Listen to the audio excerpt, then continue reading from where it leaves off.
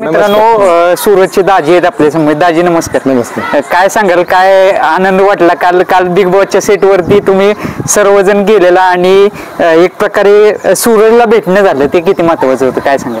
आमची लय इच्छा होती सूरजला भेटायची, पण नाही आमची भेट झाली. ती सूरजच्या दोन बहिणी नात्या म्हणजे आमची आई नाही का ह्यांचंच म्हणजे बोलणं झालं. पण त्यांनी सांगितलं निरोप आम्ही आलोय म्हणून.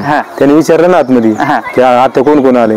आईने सांगितलं माझ्या तुझं दाजी, पिंट्या दाजी, परत सचिन दाजी, आबा नाही का, ते सगळे होतं आम्ही. ओमकार आहे, परत आपला बोर आहे आमचा नाही का, म्हणजे सचिन चव्हाण ते काही, संग्राम मोरे होते, परत आम्ही सगळे होते.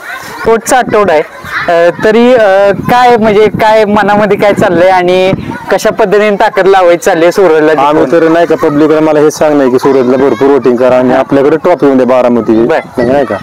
माझी हीच इच्छा आहे पब्लिक. आणि तुम्ही म्हणाला तसं निक्कीच्या वडिलांची पण भेट झाली, काय चर्चा झाली? काय निक्कीचे वडील विचारत होते कुठलं तुम्ही, आम्ही सांगितलं बारामती सूरज चव्हाणच्या घरातले.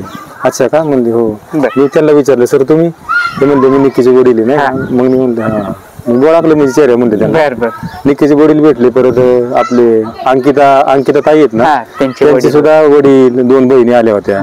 परत आपले पेडी दादाच्या दोन मुली आल्या. म्हणजे व्हॅनिटी व्हॅन मध्येच आम्ही बी होतो ना, व्हॅनिटी व्हॅन मध्ये आम्ही सुद्धा होतो आतमध्ये. आम्हाला जेवणाला ह्याला सगळे व्हॅनिटी व्हॅन मध्ये त्यांनी. काय आनंद वाटला हो दादा, एवढं सूरजमुळे सर्व काही बघायला मिळालं. काय मला तर मी ड्रायव्हर असल्यामुळे मला मुंबई माहिती, पण नाही का दादासाहेब फाळके फिल्म सिटी मी पहिल्यांदाच बघितलं. मी जायचो पण आपल्याला आतमध्ये एंट्री नव्हती का, तर पूर्ण सिक्युरिटी तिथे, सगळी मिलिटरी आहे तिथे आतमध्ये. डोंगर आहे ना सगळं, म्हणजे नवीनच मला बी थोडक्यात ती. एअरपोर्टला जायचं फक्त, बाकी तरी आतमध्ये गेल्यावर सर्व बिग बॉसचे कंटेस्टंटची फॅमिली मिळाली तुम्हाला सगळं. काय अनुभव होता तो? वेगळाच अनुभव असणार आहे 100%.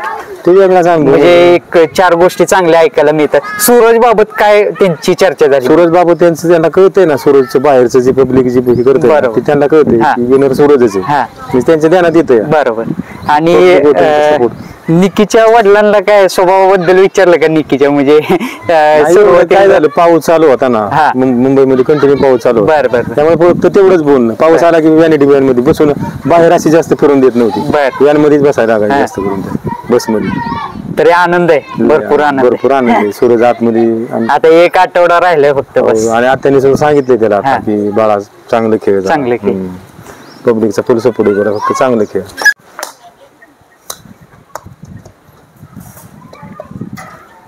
हा इकडेच हा ती जंप मारलेला बघा.